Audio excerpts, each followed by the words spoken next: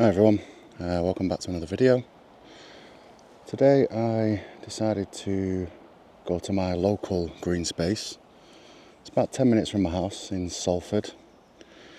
It's called Curzo Wetlands, a space that the council invested in as basically a flood protection for Salford, as this part of the River Irwell can get higher than most and it does attract a lot of wildlife and nature. So as it's that time of year for the Big Garden Birdwatch, I thought I'd come down, see what's around. I've not been here for a while.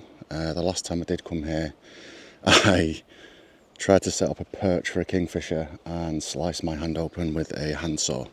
So that was a lot of fun. I've not been back since. However, coming back today, I've noticed a drastic difference, and that is to the landscape really. It looks like due to a lot of heavy rainfall over the past few months, it's changed dramatically. I don't know if you heard the parakeet then. We do get parakeets down here. So yeah, the water level at the minute is very high. Unfortunately, being near a city, it does create a lot of rubbish that washes up. I don't know if you can see it in the background, but we've got a lot of stuff and debris in trees. It doesn't look great, and to be honest, I try and get that out of as many pictures as possible. However, it's always not the greatest to see. You know, we have to live in this area, birds have to live in this area, nature does. And it's not always great to see a lot of rubbish from tippers. Or, you know, it could be minor flooding where bins have fallen in.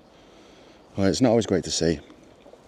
However, since I've got here, I've seen around 9 Goldeneye, male and female, which I've never actually seen on River Irwell before, so that's quite good. I've seen male and female Mergansers. Again, the males aren't always here. The females do have residents here quite a lot, and I do see them most of the time. But the males you don't see as much, so it's nice to see those around.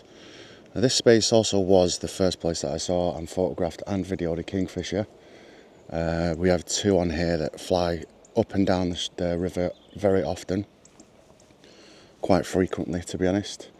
And like I said, we do get parakeets, grey wagtails, herons.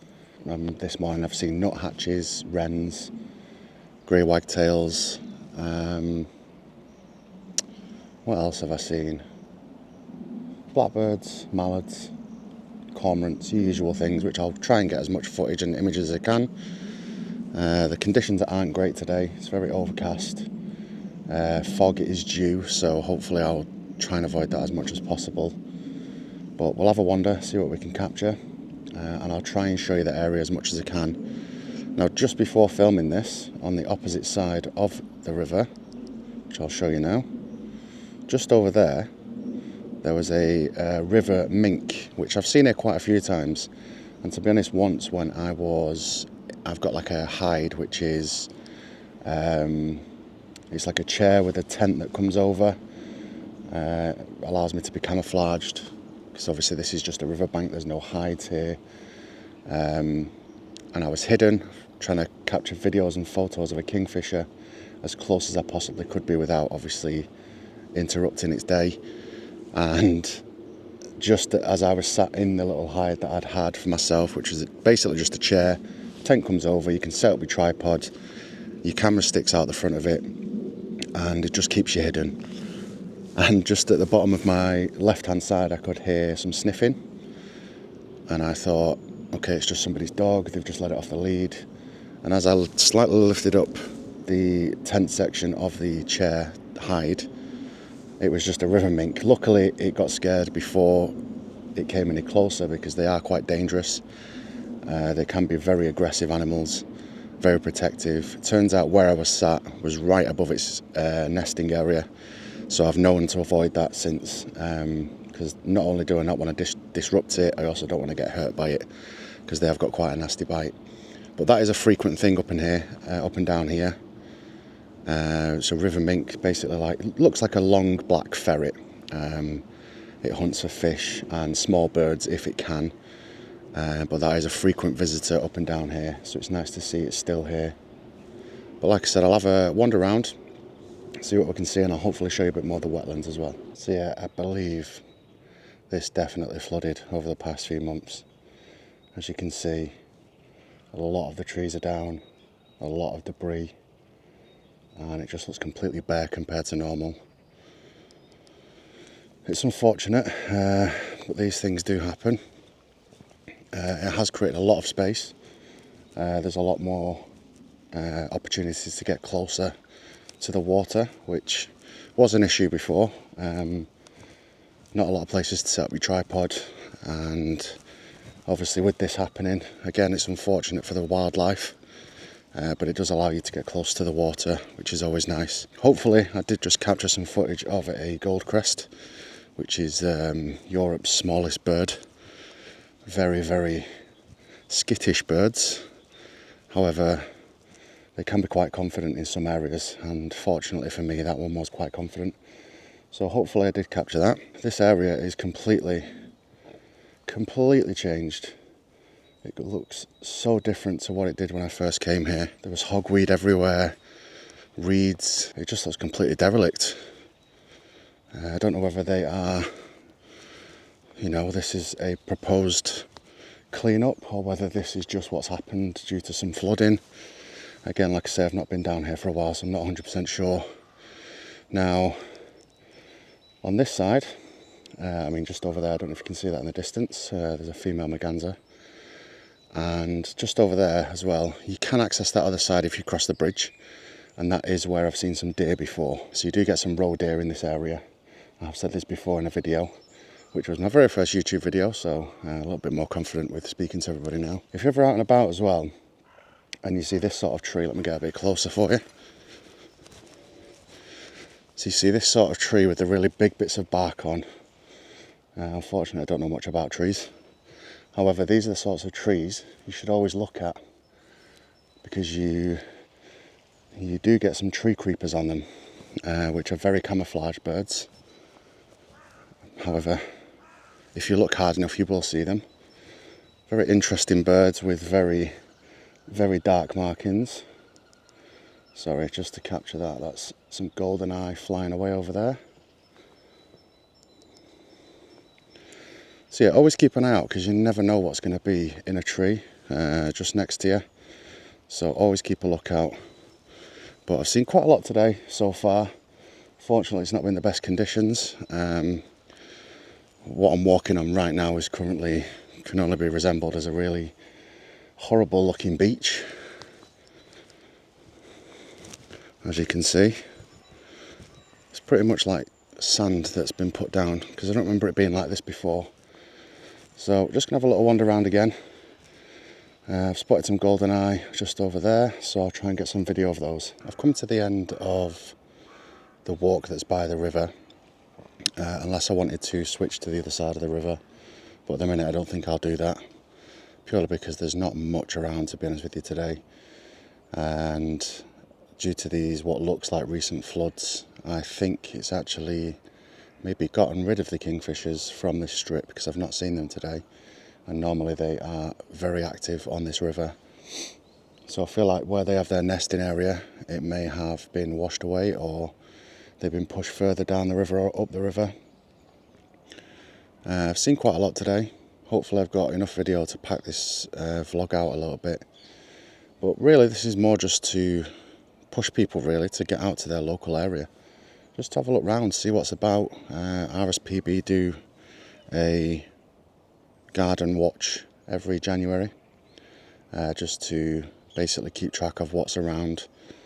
And this is basically my local green space. There's two sections of it, which hopefully I'll show you in a second. So this section I'm on at the minute is the bit by the river. You can hear more parakeets flying over. So yeah, this is the bit by the river, and just behind me here is the actual wetlands, which is going to be the good part of where the water would run off if it was to flood on this side. And it's nesting herons there, there's geese, swans, crows, ravens, everything like that. And they're just about to start some work across the other side of the river, so sorry about the noise.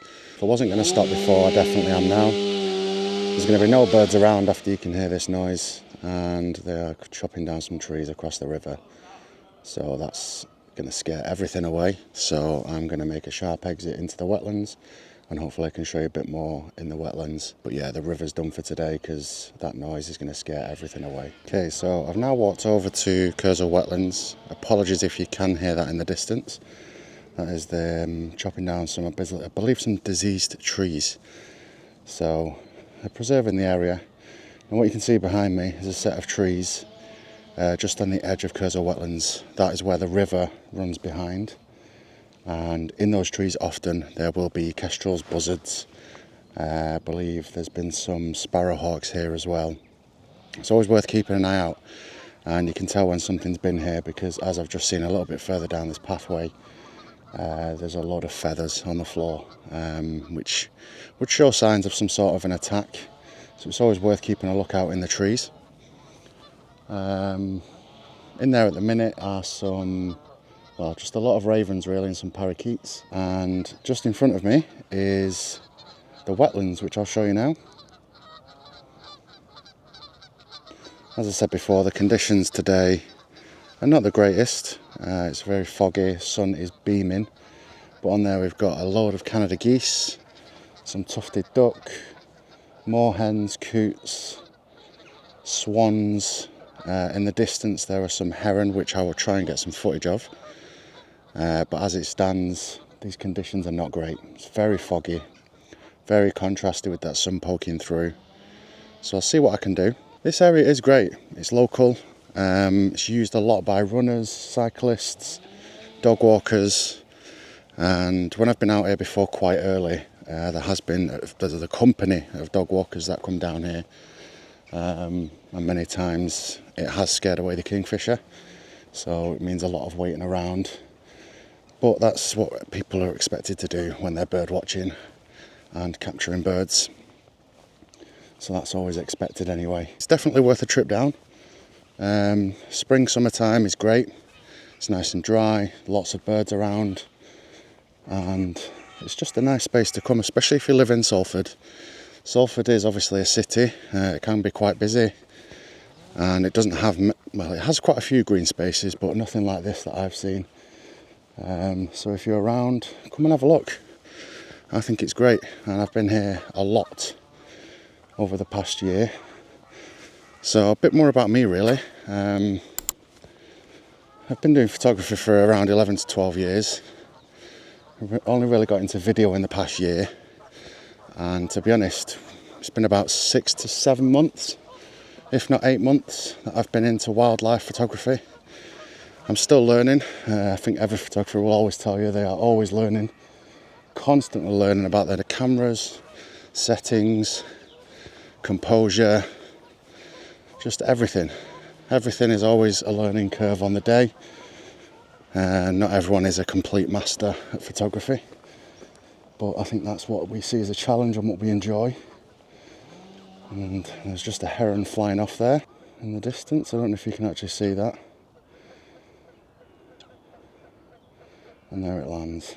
So I'll try and stick around here a little bit, see if there's anything I can capture, and then I'm going to head home and see what footage I've got and what images I've got. As I said, at the minute it's very foggy, very contrasting light, and I don't believe I'll get much more than what I've already got. It's a very accessible place. I actually got public transport here today. As I say, it's about 5-10 minutes from my house. So I just took a bus down here today, which is the number 10, which you can get from Manchester City Centre or anywhere in Salford that you are. It's just definitely worth a look. The only other place really that would be similar to this, I would say, is Heaton Park, which is nearby, and that's huge.